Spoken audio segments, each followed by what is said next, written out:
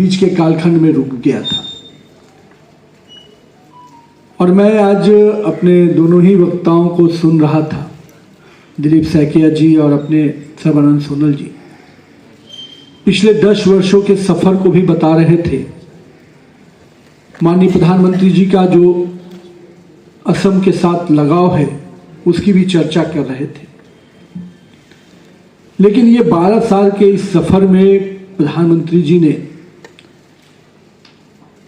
असम को north east का विकास का द्वार तो बताया ही, उसको विकास के साथ जोड़ा भी, लेकिन पूरे देश को भी उन्होंने जिस प्रकार से एक सूत्र में बांधकर विकास के पैमाने पे हम कह सकते हैं एक यात्रा के रूप में लिया है, वो अपने आप में प्रेरक है। मैं इसलिए बात करता हूं जहां आज विश्व एक अस्थिरता के माहौल में है। सभी देश जहां इकोनॉमिक क्राइसिस के एक लंबे दौर से गुजर रहे हैं, इकोनॉमिक इनस्टेबिलिटी कह सकते हैं, पॉलिटिकल इनस्टेबिलिटी कह सकते हैं, और लगातार कई देशों के बीच में जो तनाव का वातावरण है, पॉलिटिकल क्राइसिस भी कह सकते हैं, उस सब के बीच भारत का ग्रोथ रेट जो निरंतर भाव से बढ़ रहा है, और हम लोगों ने महंगाई को भी उसी प्रकार से कंट्रोल करके रखा है, ये निश्चित रूप से माननीय प्रधानमंत्री जी की जो दूरदर्शी सोच है, जो विजन है, उसका परिचायक है। और ये वो समय भारत ने अभी देखा है जिसमें देश के, विश्व के सभी देश एक अलग ही इकोनॉमिक ब्रेकडाउन से गुजर रहे हैं। और ऐसे में अगर ये देश फिर भी अगर 7% के ग्रोथ रेट से आगे बढ़ रहा है कंटिन्यूअस, तो कहीं ना कहीं इसमें यहाँ के लोगों का बहुत बड़ा योगदान है।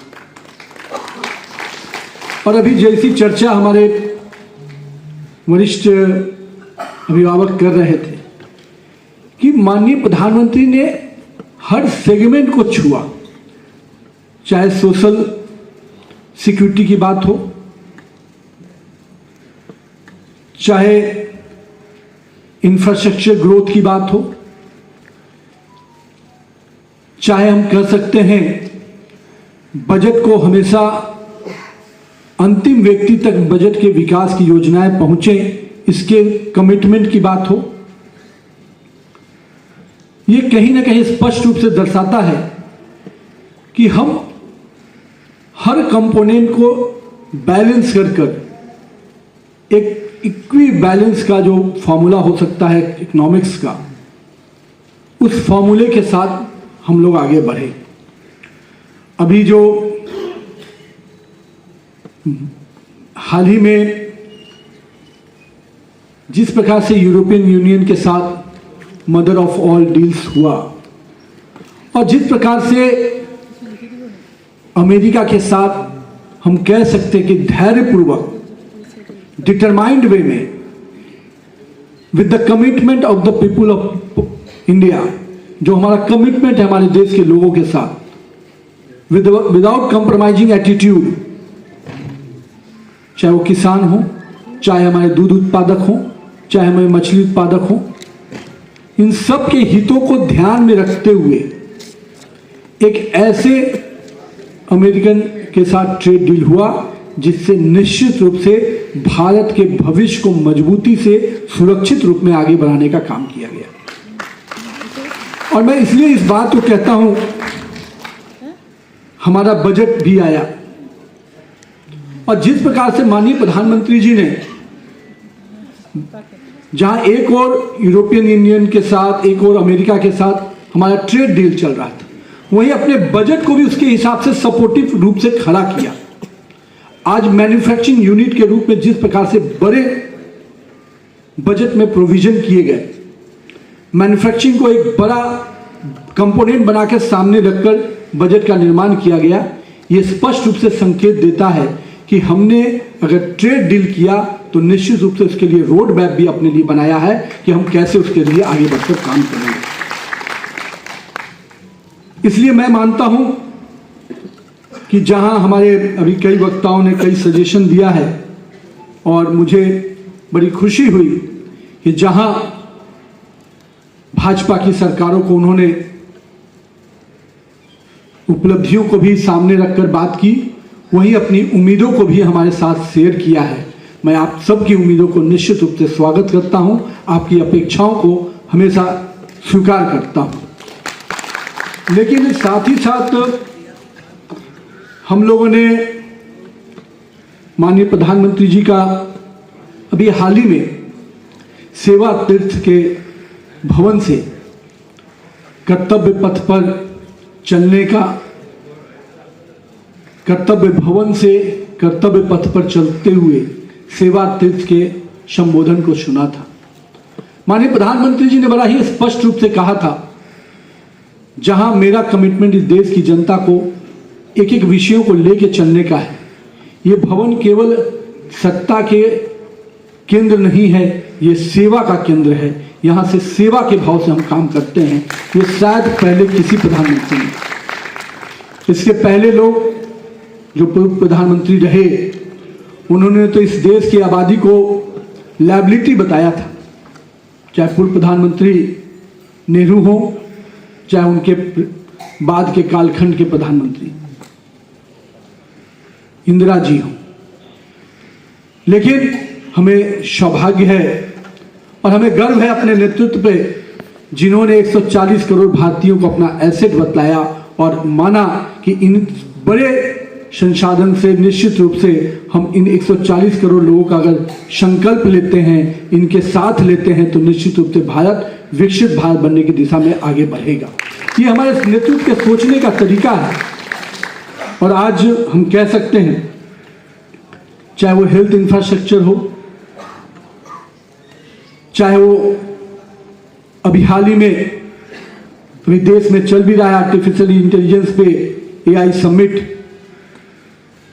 एक एक सेगमेंट को उन्होंने छूने का काम किया है। एआई समिट के माध्यम से उन्होंने भारत को कैसे हम एआई पे अग्रणी देश बना के उभारे।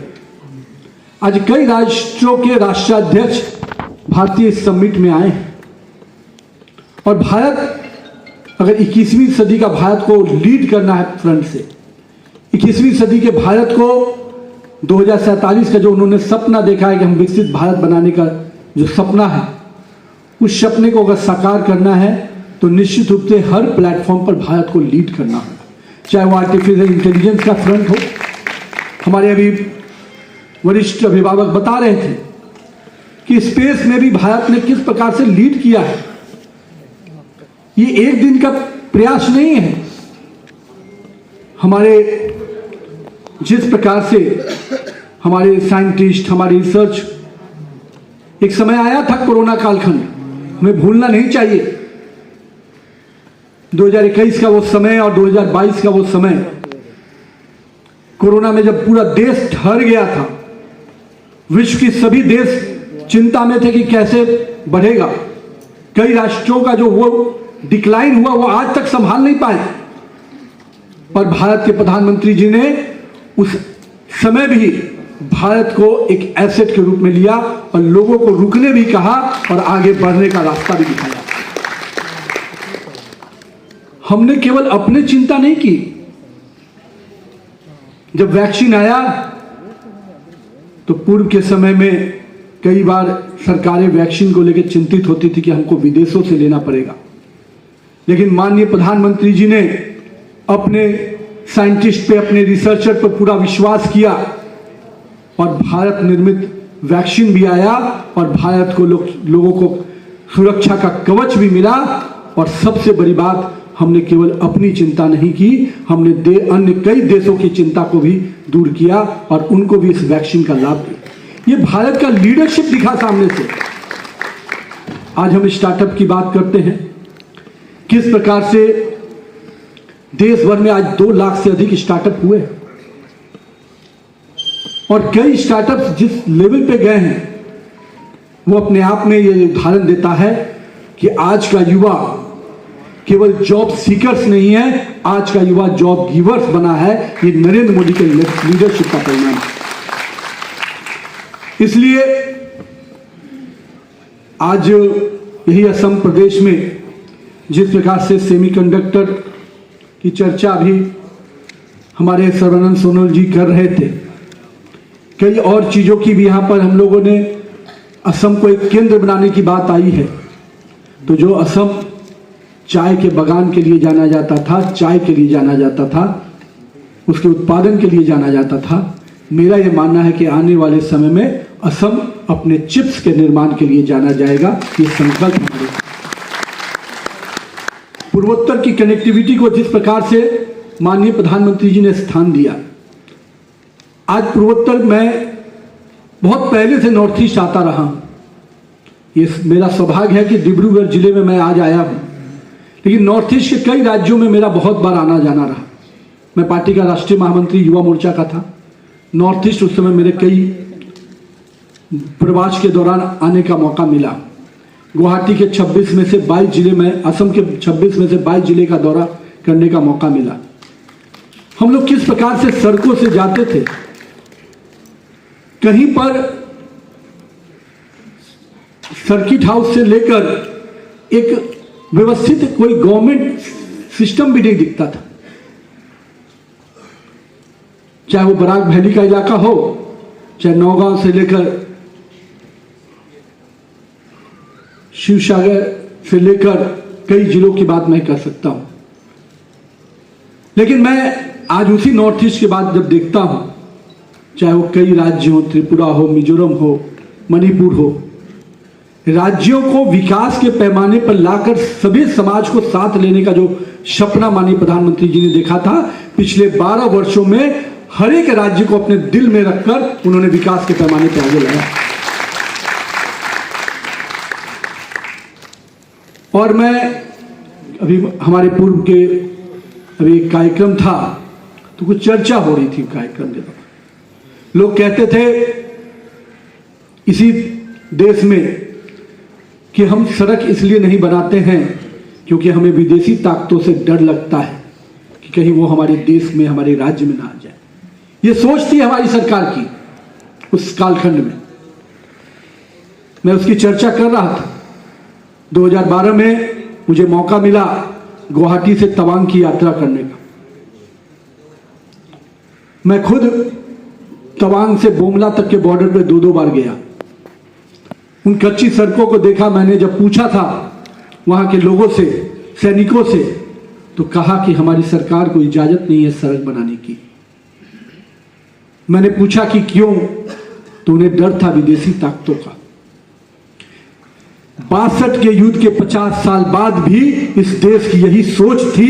इस बात को मैं आपके सामने रख रहा हूं। लेकिन सौभाग्य देखिए, 2014 में आपने नरेंद्र मोदी के रूप में एक नेतृत्वकर्ता दिया और आज वही जगह है जहां सीमाओं तक सड़कें बनी हैं। केवल सड़क ही नहीं बनी, हमारा एयर बेस भी बना है।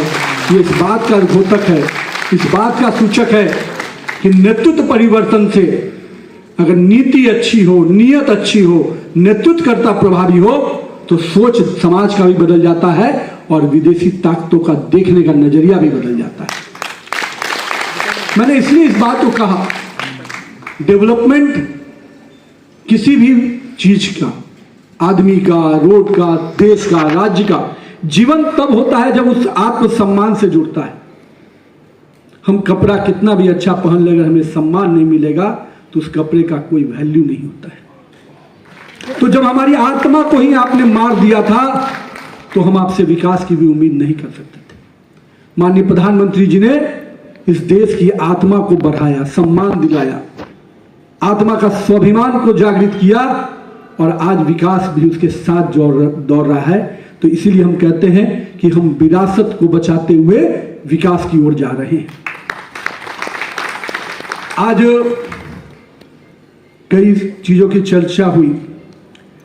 मैं कई बार इस बात को इसलिए कहता हूं, अभी हमारे लोगों ने जब सुझाव के तौर पे सरकार का धन्यवाद दिया, तो सबसे बड़ी इंपॉर्टेंट रिफॉर्म्स की चर्चा आप लोगों ने की है।